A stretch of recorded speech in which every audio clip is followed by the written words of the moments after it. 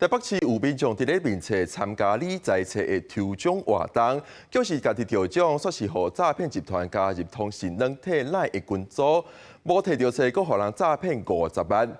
针对诈骗，内政部最近预告要提悬民众检举诈骗的奖金，为即马一案20万，未来按照刑期变上悬有1000万，而且一审判决出炉了后，就通先领1/3，估计明年的元旦就会正式上路。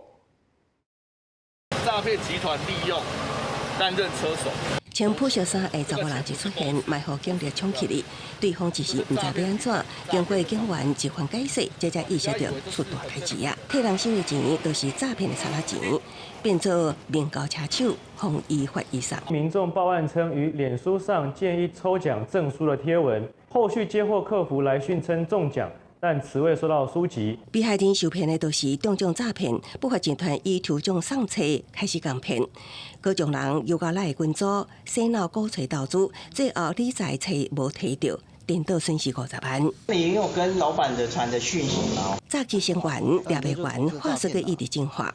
台北都有一位老大人受骗假投资，临归汇款迄当时，甲向员讲是厝的装修费，经过警方厘清，受到对方的指示，要求保密。我们会发现其实诈骗的犯罪它其实是蛮隐性的。那我们透过颁发奖金，能够把这个更严重的诈骗犯罪把它压制下来。除了要有明确对象以外，它还有一定的市政。诈骗问题要安怎来有效打击？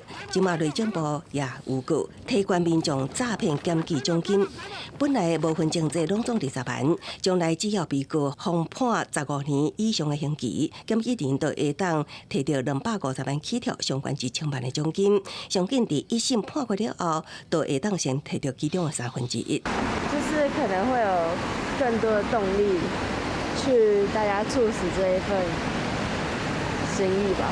其实现在诈骗的其实都很聪明啊，你要去搜证，他其实也知道，所以我觉得没有很容易。政府配合打诈抓法，定出的这项草案，并明年1月7日实施，到底成效安怎？就等新规定上路。记者综合报道。